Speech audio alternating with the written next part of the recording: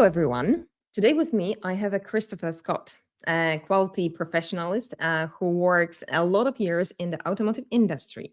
I invited Christopher to record with him a video series about the quality management in the supply chain, how to assure the quality in the supply chain. So before we will start digging into specific topics, I would like to, Christopher, you to introduce yourself a little bit. Hi, Agata. My name is Chris Scott, and I'm the head of quality at Charge Cars. I've worked in automotive quality for more than 13 years. Prior to this, I'd worked for Lotus Cars in the UK and Nissan Motor Manufacturing also in the UK. Christopher, I prepared for today a nice presentation, a few pictures of the charge cars because they are really very fancy and really remarkable cars. Can you tell us a little bit about the company itself and those cars?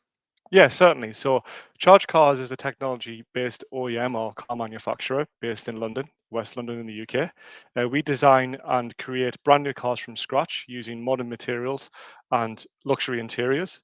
It's exclusive to their customers, and the main market is a global market within our business. Mm-hmm. Yeah, these are really very fancy cars. I really like them. However, these are not the cars where I would go to pick up my children from the school. It's more to go for a date instead, isn't it? Yeah, certainly. Yeah, it's based on some of the classics that we've had from throughout the ages over the last 100 years. They're design icons, they're style icons, and that's the Uh-huh. purpose of them. They're luxury, they're bespoke, and they're unique to the customers. So yes, I agree. Yeah, I really love them. Okay, so thank you for the short introduction. Let's jump into the first topic. And now I would like to ask you, how do you feel the idea of the supply chain management in terms of quality assurance? Why it is so important? Let's discuss. Okay, so the idea of quality assurance within the supply chain is to manage the risks and potential causes of failure modes within their production processes. As an OEM, we are responsible for the overall vehicle and the sale to the market, and any issues that are found by the final customer as well as within our manufacturing sites need to be countermeasured and mitigated.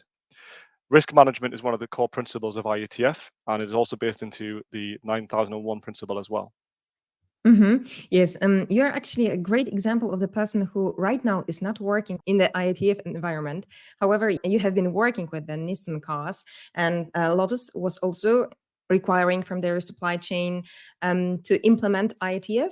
Yeah, so in most cases, it was we wanted suppliers to work towards 9001 minimum, and then we'll have 9001 minimum, and then move towards an IATF accreditation.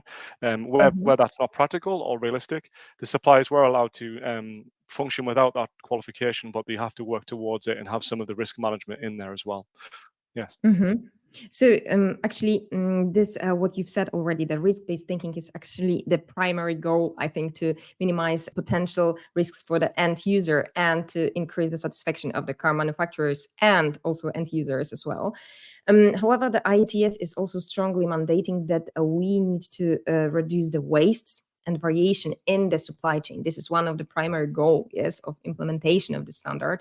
So the supply chain management, the cooperation with the suppliers is in that regard very crucial, yes. Christopher, do you want to add something? Yeah, so in terms of the risk-based thinking and management, I completely agree. Lean management, especially in micro volume and low volume manufacturers, is critical to their operations. And by being lean, by looking at how to reduce waste and scrap and loose efficiencies in terms of economy of motion, is really important. So it's not just from a process perspective.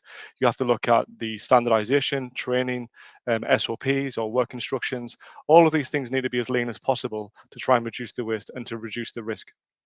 Mm-hmm. Okay, so in the another videos, probably we will touch a lot of very important topics, how to assure this quality in the supply chain. So right now, let's stop for the moment and let's wait for a new episode. Thank you for today.